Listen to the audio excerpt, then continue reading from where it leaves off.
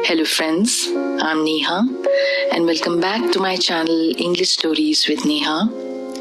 Today I'm going to be reading a short story called Sophie's Colors by Natalie, Garside. So here it goes, Sophie's Colors. Sophie decided to spend what she had coined her grown years high in the mountains in a tiny cottage. Her family thought this was a terrible idea, and that was precisely why she knew it was a good one. It was surprisingly inexpensive to acquire one. But after that, the real work began. Supplies, repairs, figuring out how the hell to make bread. But that first loaf that came out perfectly. "I'm grown and I'm free," she shouted to the wind. She hiked down to the village every other day and gradually crowded her cottage shelves with teacups in every color, along with trinkets that served no purpose but to please her. She filled her pantry with everything she needed by week, made glorious soups, and greeted every morning sunrise from a vase near the largest window. Then she started to paint. She had collected every color, her true purpose in coming to this little cottage life. Now the colors needed out. She set up her first canvas, spread out her many paints, and let the colors the sun had sent that day be her guide. The hours alone, color her only companion, made her feel just as she had imagined they would. She had just one neighbor, Hal, a salt and pepper fellow of 5 words or less. This suited her just fine. She had not come all the way up a mountain for company. "I have a freshwater spring on my side," he informed her on their first meeting. "Had a deal with the last tenant to bring some over every other day. You interested?" She was. Hal treated it himself. It was a luxury to replace the boiled tap water she currently endured. "I'm not the tenant," she informed him. "I'm the owner." Hal looked at all the half-started repairs, then at Sophie with her graying bun and sniffed. "I give you 2 weeks." The next time he came, he caught her on the phone. It was not easy to operate a phone this far from civilization. Sophie had hoped it would be more of a deterrent than it was proving to be. "I hear you. Yes," she said, trying to wrap it up as Hal quietly waited on a tiny veranda. "But the point is for you not to know where I am." She listened patiently to the complaints of several people on the other end. "I'm sure you'd like to visit, but I don't wish to be visited." Then she hung up the phone with a firm click. The window was wide open. She knew Hal heard everything. He said nothing about it as he put the water on a counter with strong arms. Then he slowly took stock of the sink repairs she was attempting. "You've got the elbow upside down," he said. He picked up the spare she had on the counter. "It goes like this," he showed her, turning it upside down. She quietly swore. She had tried everything but that. "Would you like some soup?" she asked him. "With bread." "You made bread?" he asked, then seemed to regret blurting it. His enthusiasm for bread out before he could stop it. She smiled and cut them both a slice, then ladled them each a nice bowl of soup. He sat down across from her at a counter, pushing the pipe repair pieces aside, and took in the rest of the cottage.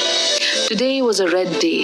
She had her little red teacup out and a teapot with strawberries on it, wore a red sweater over the dress, had the sofa cushions, blanket and flowers in all her place, all red as well. His eyebrows gave away the expression his beard tried to hide. "Is it always going to be red now?" Sophie laughed. "No, just today. What will tomorrow be? I let the sunrise decide," she told him. Those eyebrows lifted. "Free to change colors," she murmured into her red teacup. "Do you ever change yours?" He gave a huff of almost laughter. "A source of complaint in my previous life was that I never do. I'm as you see me and nothing more." Sophie studied his colors as he trekked the narrow, winding path away from her cottage and back to his.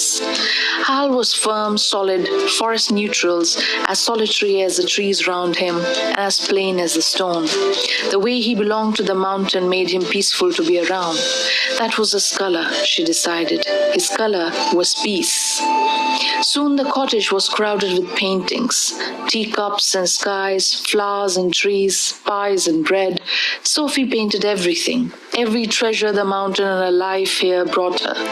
The steam from a good cuppa, the clouds after a storm, the little vines on the rock face of the mountain. Hal stayed every other day for lunch, sometimes reading a book while she painted. He wore green on a green day some weeks later and laughed in delight. Well, looky here, I mashed the day, do I? Sophie shook her head at him as she ladled soup into 2 green bowls. Why are you up here? He asked her as they ate. There's a lot of places a person could escape to, he added cautiously. He didn't ask much honestly. His comfortable silences had come to be one of her mountain treasures. They shifted color to match whatever day she found herself in. That peace and neutral that belonged to every color. Back home, I lived in grays, she said, simply, and not just around my family. Being crowded, it doesn't suit me. Up here, I can be every color as often as I please. Hal said nothing to this, but invited her to hike around to his side sometime and watch the sunset. His cottage was very like him, stoic and minimal, with a solid wood veranda looking out to the horizon, the woodwork all done by hand. He fussed and cursed as he walked her back around through the dark. Don't push it, Sophie. Mind the edge. For Christ's sake, it's dark, Sophie. And Sophie realized she had made a friend. Her mountain life was all very peaceful until the day she took some of her paintings into town to see if anyone wanted them. They turned out to be quite popular, and she returned to the cottage empty-handed, thrilled to tell Hal her cherished hobby had given her some pocket money and brought a little joy. But the next day, dyed hair green hiked all the way up to the mountain from the village, holding one of Sophie's paintings of Teacup, and banged down the door to be let in. She barged in, ignoring Hal's "only you would think it's your right to be let in," dyed hair green, and propped the painting in a chair. "Wash this," dyed hair declared. Then she reached her hand into the painting and retrieved the cup of tea, pulling it out, steaming and very real. She took a sip. "It's delicious. Your paintings are magic." The idea of magic had always delighted Sophie, but she had never seen any real magic of her own, just the suggestion of it in beautiful things. This irrefutable proof was absolutely wild. The magic seemed to last as long as the paintings did. Sophie was inundated with the requests: gorgeous beaches, stunning ballrooms, highly specific cakes, jewelry, clothes. The villagers wanted it all. Hal watched her painting until she was exhausted, and his grump since the discovery of her magic intensified.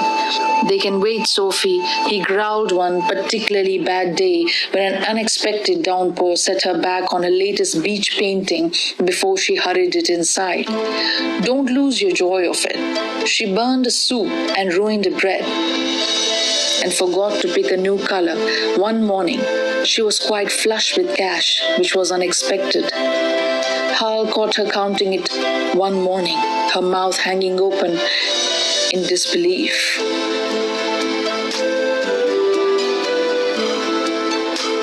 "Oh well, counting up your earnings, are you?" he barked. "I suppose you will head off to the rich and famous now with your new gift." Sophie gaped at him in surprise. "What on earth?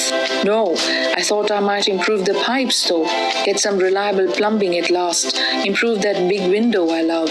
"You can't be serious," he scoffed. "Are you saying you'd miss me?" she teased. "I said no such thing." But he had. Sophie gave him a sidelong look. "Why haven't you asked me for a painting? Why haven't you made yourself a painting?" he countered. Sophie sat back in a chair. "The real art is being here," she said. "I want the real thing, not an imitation of it." Hal hesitated, his steaming coffee in his hands. He rarely hesitated about anything. "That's why I'm up here," he said quietly. "I want the real things, not the imitations." That understanding, Sophie realized, was a treasure she didn't know she needed. The next day, she finally caught up with a long list of commissions. She flopped down on a sofa, yellow everything today, and took a nap.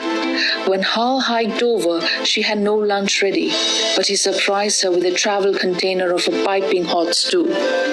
"I'm no chef," he warned, "but I had a feeling you won't cook today. You had, what, 15 left?" She nodded, exhausted. "I'm taking a break," she said. "Actually, a full hiatus. Possibly retirement." Good. She waited until the stew was cleaned away and the cherished comfortable silence had soothed all her nerves. Hal even brought a book. His cottage was full of them. They were his treasures. He was reading one now, his glasses low on his nose, his feet on a coffee table. "I made you one," she said. "Made me what?" "A painting." He looked startled. "Why?" "I want you to have this one." "You shouldn't have," he said gruffly, his beard hiding his real feelings. "It's a bit big. I can help you carry it home if you like." She walked out with it and watched him study it long and hard. "Is this a joke?" he asked. "It is not," she confirmed. "Sophie, it's blank." "It's not blank." "There are no colors," he said. "Is that how you think of me?" "I want you to hang it up when you get home," she said. He looked very offended, snatched it from her hands. "Fine." He accepted no help. Carrying it awkwardly, the long hike back around to his cottage, and all Sophie could do was wait and hope. The time passed that was Hal's usual hike home.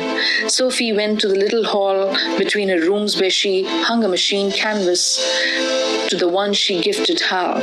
She waited and waited. Finally, the canvas shifted, just as she'd hoped it would when she would paint it. A moment later, Hal was staring back at her through the painting, as though a door had opened between their cottages, as easily as if they were a room apart. Sophie grinned. "You didn't," Hal gasped. "I did," she confirmed. "Now you can come whenever you like. Watch the sunrise and the sunset. Match whatever colors you take fancy, if you want to," she finished uncertainly. Maybe she'd gone too far. But Hal's face slowly bloomed into delight. His beard could not hide. She had made more than a friend, the best surprise of this cottage life, a better magic than her colors becoming enchanted paintings. This was a color with no name. "I want to," he said, and stepped through to meet her.